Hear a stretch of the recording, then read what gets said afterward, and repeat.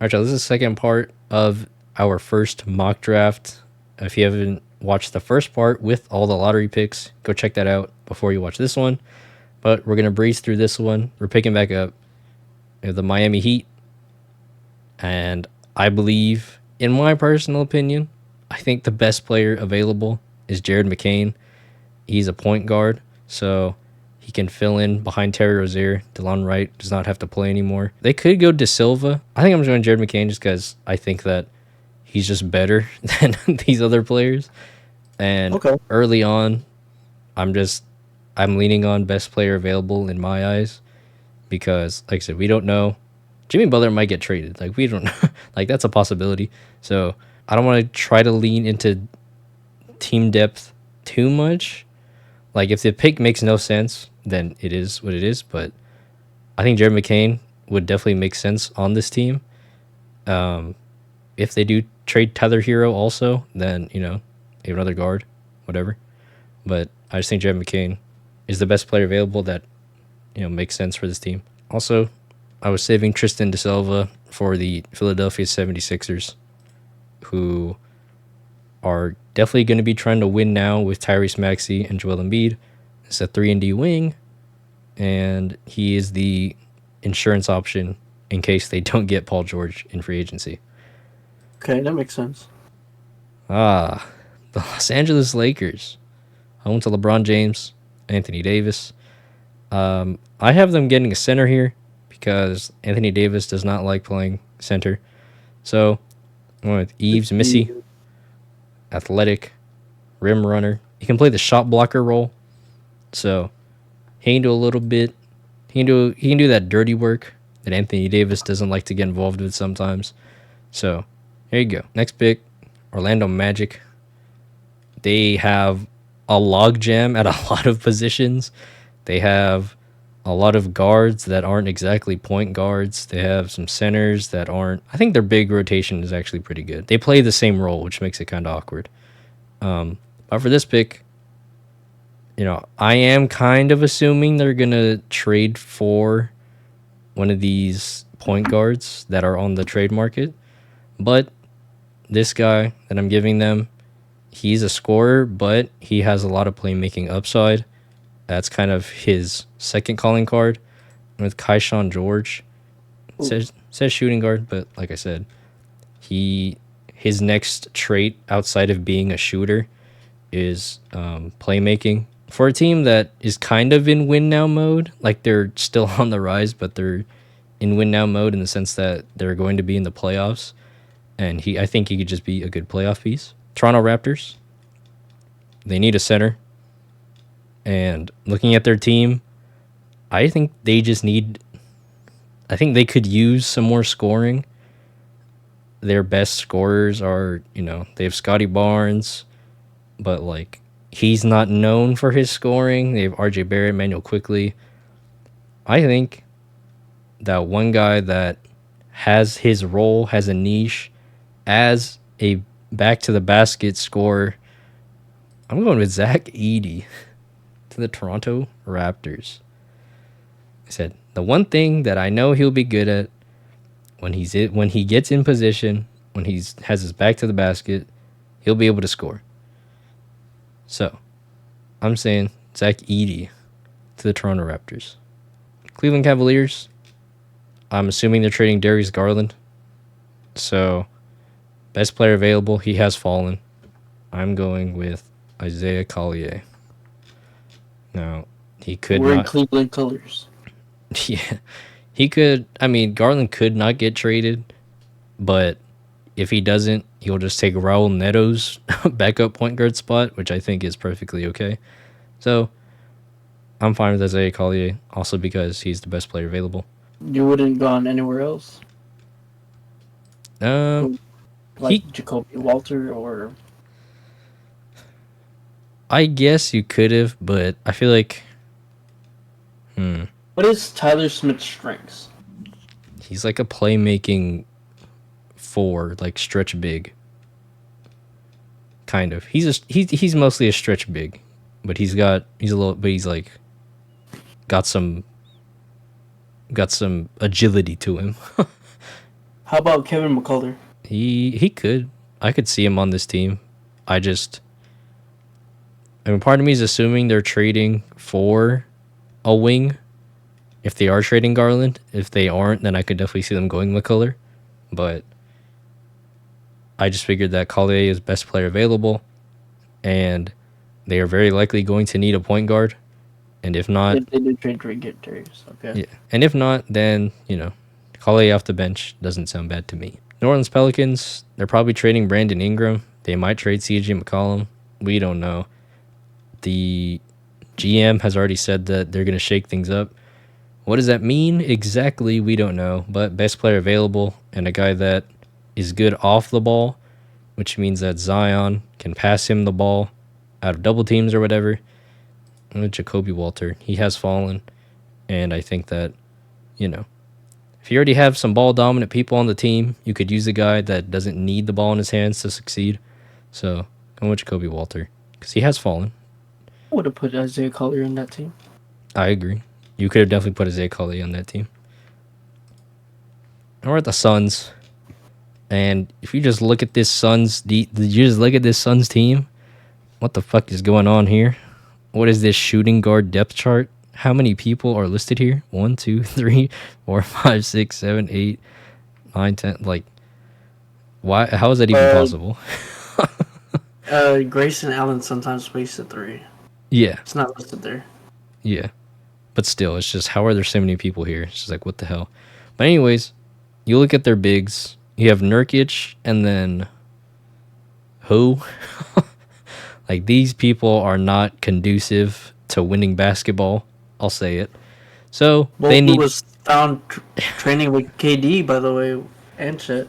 Hey, if he can be a good player, then that means they'll have 2 decent big men on their team, which is an upgrade from last year. So, let's hope that by adding this guy who has also fallen, hopefully by adding Kyle Filipowski, I like that. they have a little bit more depth, a little bit more, they'll have some spacing, and, like you said, he could do a little bit of playmaking. So, maybe he'll play point forward. Maybe he'll play. He'll be. Wow, we're gonna have a tall lineup for sure. Yo, he looks crazy in this picture. I don't remember him looking like this. I thought he was a little thicker, but maybe it's just the picture. It's more thinner. I thought he was a little bit thicker than this, but I think it's just the picture. But anyways, Filipowski. I think not. I don't want to make it seem like I'm a Filipowski hater from the last video. I think he can be good in a role. I think that as a stretch big that can do some playmaking and some face-up stuff, I think he has a role. I just don't know if I could see his ceiling. But, I think on a team like this, he could be great. So, I'm going with Filipowski. That's nice. There's going to be 3 7-footers on that team. True. 4, actually. We made it to the Milwaukee Bucks, and they so desperately need a center because Brook Lopez is so old, and at almost every other position besides like point guard, I guess they also at point guard. Nobody knows who Ty Washington is, but he's there. Every other position has some youth. You can argue about its development, but Ty Washington, AJ Green, Marjon Beauchamp. Hey, if they're good, if they can make a good bench lineup with those guys that have been developing, incredible. What they need now is a center, and no matter what, I guess they could go point guard because Ty Washington is like the worst one out of these 3 young guys. They could go point guard. How long do you guys have Goran for? Let's see. I don't think he's very important regardless. He's a free agent. He's literally, look at all these vet minimum guys. 2. Like these guys are not. These are not important players. But like I said, I could see them going point guard, but for the life of me, I'm begging they go center. And I think there's no better one for this team than Deron Holmes, a rim runner. He can protect the rim. He can shoot threes. So he's kind of like the young Brook Lopez. So he's already 21. So He's not a guy that is supposed to sit and develop. This guy hopefully can come in day one, be a contributor, or at least be good enough. You just have to be better than Brook Lopez, that's 36 years old. That's all. And just don't be a liability. But I think he has the agility, he has the size, and the shooting to be able to do that. Deron Holmes. This is the guy that some people have the Thunder getting at 12. So, there you go. Knicks, they have back-to-back picks here. One of them is Dallas's, and then the next one is theirs. It's kind of crazy how that happened.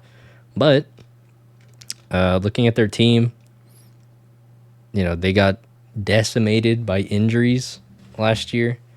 And, Josh Hart was pretty much playing the 4. But, maybe they don't want that next year. Maybe they want a different person that is better at playing the 4 than OG and Josh Hart, which is fair. So they're going to take the best guy available. It says small forward. He's more of a big. Tyler Smith, give him some spacing, some scoring off the bench. And like I said, the Knicks with the back-to-backs, they're back. And I think with their next pick, they went for big man depth. This time they're going for more wing depth because I think between Brunson, McBride, DiVincenzo, and even Josh Hart, I think they have enough guards. So a guy that you mentioned, I believe in our last video, might have been this one. I don't remember, honestly. Everything's a blur. Kevin McCullough. Okay, yeah. He can do it all. He's a senior, 22 years old. He could just be another do-it-all kind of guy coming off the bench. But we're back with the Washington Wizards, who have taken Nikola Topic. So, they've taken a guard. Where do they go now? I think... well, maybe. I think that, for me, I looked at this team and I was like, I could do anything here. So, I just said, you know what? Ty Lawson's still playing? I don't know if he's playing in quotation mark. I don't know if he's getting minutes, but I guess he's on this team. I don't know. Apparently, Wait, well, it could be a different Ty Lawson. That could be just it can't be. Yeah, it can't be the same one, can it? What the fuck? It is that one. Yeah. I see 5'11". I know it's him. Yeah. So apparently he's on this team. So yeah, he in the off-season videos you talk about getting veterans. Hey, there you go. Here you go. Here's the veterans. So, anyways, Can you bring? I wonder what you're gonna do. I want to get a new center for this team. I would. I mean, Oh, the next best center is Adam Bona, and I don't think he's good enough to go at pick 26. see, if I knew the draft would go this way, Yeah. let's say if it went this way, I would have been like, Wizards, just do it now and get a center. You'll find more guards later. There's gonna be a ton of guards. We see, like, scroll up a little bit. There's a ton of guards on the screen. Yeah. Well, sometimes that's just how it happens. But anyways, going off of what's available, I thought, you know what? Let's just get this team some more shooting. Maybe Jordan Poole, maybe this guy can learn from Jordan Poole. Maybe Jordan Poole can learn from him. Whatever. One with Johnny Furphy. Before you make that pick, what does Bobby Clintman do? I believe he's just a two-way wing. That's all. He's just, he's got a little bit of versatility to him. But yeah, just draft Johnny Furphy. He's not a center. He's not a big man. He's more of a wing. Yeah, they already have a guy, Denny Algibra. Yeah. So if this team doesn't want to play Jordan Poole again, if they want to bench Jordan Poole again, then fuck it. Just play this guy. Play Johnny. They already drafted their supposed point guard for the future. Give him a shooting guard to pass the ball to. Minnesota Timberwolves, they have a couple holes, and they're all related to offense. There is, outside of Mike Conley and Anthony Edwards, no one else is really a playmaker. No one's really a facilitator. Anthony Edwards isn't even a facilitator; he's just a ball handler. So really, Mike He does Conley's make a lot of plays when he plays. yeah. I mean, he's getting there. He could definitely develop it more, but he was part of the game plan was definitely to just force him to pass, which you could say it's because he's a great scorer. But regardless, Mike Conley's really the point guard, and behind him, there's really nothing. So let's Yeah. fix that. Let's get them Okay. another. Let's get them another ball handler. And this is a guy a lot of people are actually really high on. He's more of a bucket getter, honestly, but he's a point guard. Carlton Bub Carrington. He's a hooper. That's my archetype for him. He's a hooper first and foremost, but he does do some playmaking, and that's exactly what they need off the bench. Just some more offense because they're I like clearly that. they're clearly fine on defense. So give them some help. Oh, We're here with the Nuggets. This team, I believe, also suffers.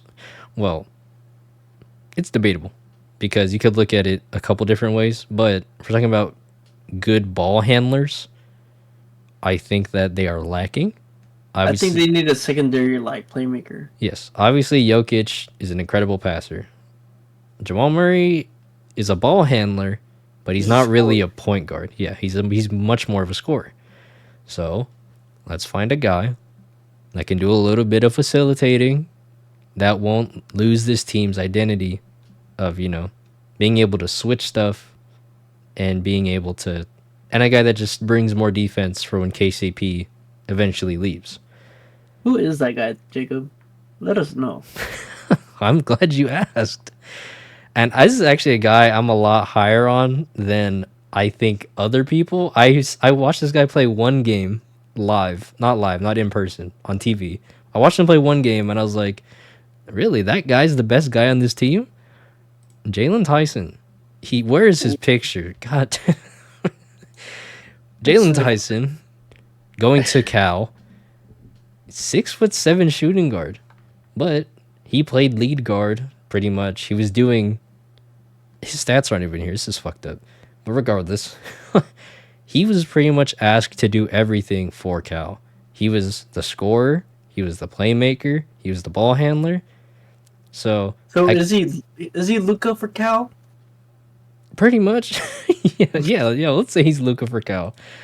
I don't think and to me, his shooting's not great, but it's good. It's good enough. Solid. So, and he's 6'7". So you could Okay. switch him. You could play if you want to play the switch everything defense, you can with this guy. And I legitimately just think that he brings a lot of like before when I said that, Devin Carter's like the do everything guy, where he'll rebound, he'll shoot, play defense, whatever. I feel like this is the sleeper version of him. And he had to With do size. I think he had to do more than Devin Carter did. I'm not saying he's better straight up, but he has experience having to do all these things out of necessity. So I really like this guy. I think he would fit great next to Jamal Murray. All right, so the Jazz, after getting Ron Holland, they could go a few different ways. I'm going to give them a guy because I think they just need to swing for upside because Or does that say LeBron right there? the LeBron is an advanced metric. Where do they describe it somewhere? Where is it? I guess it's not here, but it's an advanced metric about Him playing against LeBron? it's like I'm looking it up. This is so dumb. I hate this stat so much. Luck adjusted player estimate using a box prior regularized on off. What does it mean? I have no idea. I don't know. I haven't bothered to Named after learn. LeBron. I have not bothered to learn what it means, and I don't care. I'll be honest. I just don't care. LeBron evaluates a player's contributions using the box score and advanced on-off calculations. So it's just a very, very fancy player effectiveness rating. But anyways, I think, like I said, the Jazz, they have some good young pieces. Keontae George could be a piece going forward. Obviously, they have Markkanen, Walker Kessler. How do you feel about DJ Wagner? So here's the thing. I What's did the not thing? I did not scout DJ Wagner. Oh, So I don't actually know. but I'll put him on the list. My last person I scouted was Adam Bona. 'Cause I I had to figure out who this guy was. So I don't know about DJ Wagner, but like I said, we're shooting for the stars. We want somebody that could be great. Let's take this dude that can shoot at least. He can shoot. Pacome Dadiet? I don't know. He's French. But another French player goes in the There's a lot first of round. French people in this draft. There are a lot of French people. And I heard some Let me people made away from. Jazz just take some shots, some dart throws, get somebody that's good. And Ooh. here we are, the Boston Celtics. Potentially the winners of the finals. Yes, on track to be the champions this year. So they have. Yeah, that was weird. So obviously, this team doesn't really have holes. This team is kind of just good all around. And Blake's still on this team? I guess I don't think he's gonna be there after this. I think he's just like on the contracts. I don't think he's actually. Oh, so he gets a free reign. Yeah, I don't think he's actually there. Yeah, he's a cap hold. So I think that, you know, if there's a big man available, they would take him. I don't think they want Adam Bona. And I think they want a guy that can shoot the ball. And I think this guy just, for some reason, he just really screams Boston to me. I'm taking Tyler Kolek to the to the to the Boston Celtics. He's a senior. He's going to be 22, 23. He can facilitate for the bench. Because, you know, honestly, this team doesn't really have a facilitator. Like, they have a bunch of guys that are, like, decent at playmaking and, you know, spreading the ball around. This guy is, like, an actual, honest-to-God, like, true point guard. So, This assist yes, look at higher this. than most. Look at those assists. Ooh, yeah. Anyways, This is their guy. I think that, you know, at the very least, and he's 6'3", he's not small. He's not bullyable. So I think this is good. His defense isn't great, but you know, he's on the bench. It'll be okay.